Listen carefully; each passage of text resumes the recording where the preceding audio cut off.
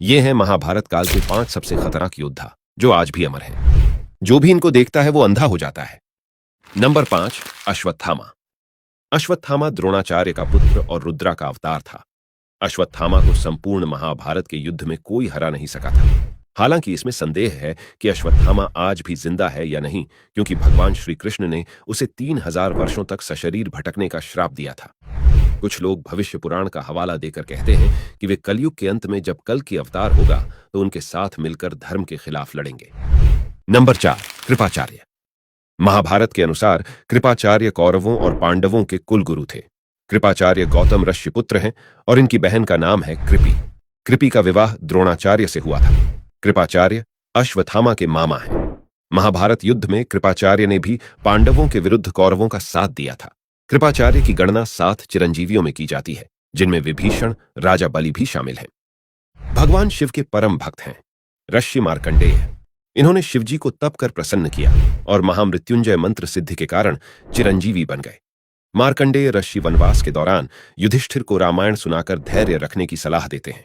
दूसरी ओर महर्षि जैमिनी के मन में महाभारत, कृष्ण और उसके युद्ध को लेकर कुछ संदेह था, तो मार्कंडेय ऋषि ही उनके संदेह का निवारण करते हैं। मार्कंडेय ऋषि को भगवान शिव से चिरंजीवी होने का वरदान मिला हुआ है। नंबर 3, महर्षि दुर्वासा।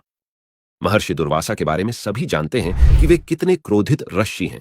रामायण अनुसार महर्षि दुर्वासा राजा दशरथ के भविष्यवक्ता थे। इन्होंने रघुवंश के लिए बहुत भविष्यवाणियां भी की थीं। दूसरी ओर महाभारत में महर्षि दुर्वासा कुंती को मंत्र देते हैं तो द्रौपदी की परीक्षा लेने के लिए अपने 10,000 शिष्यों के साथ उनकी कुटिया पहुंचे थे।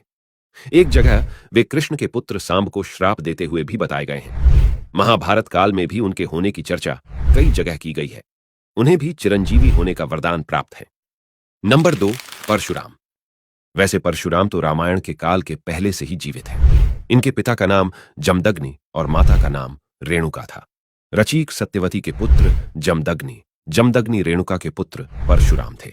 रामायण में परशुराम का उल्लेख तब मिलता है जब भगवान श्री राम सीता स्वयंवर के मौके पर शिव का धनुष तोड़ देते हैं। तब परशुराम यह देखने के लिए सभा में आते हैं कि आखिर यह धनुष किसने तोड़ा। महाभारत में परशुराम का उल्लेख पहली बार जब मिलता है जब वे भीष्म पितामह के गुरु बने थे और एक प्रसंग के अनुसार उनका भीष्म के साथ युद्ध भी हुआ था। दूसरा, जब वे भगवान श्री कृष्ण को सुदर्शन प्रदान करते हैं और तीसरा, जब वे कर्ण को ब्रह्मास्त्र की शिक्षा देते हैं। नंबर 1, हनुमान जी। सर्वशक्तिशाली और भक्तों के कृपालु हनुमान जी के कारण ही राम और रावण युद्ध में श्री राम जी ने विजय श्री प्राप्त की थी। उनका प्रताप तो चारों युगों में है। वे त्रेता युग में श्री राम के समय भी थे और द्वापर में श्री कृष्ण के समय भी थे।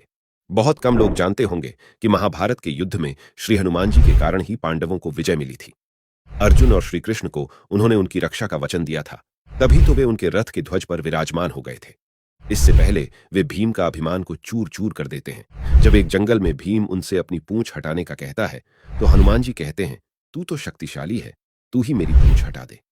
लेकिन भीम अपनी सारी शक्ति लगाकर भी जब वह पूंछ नहीं हटा पाता है तो वे समझ जाते हैं कि यह कोई साधारण वानर नहीं, स्वयं हनुमान जी हैं।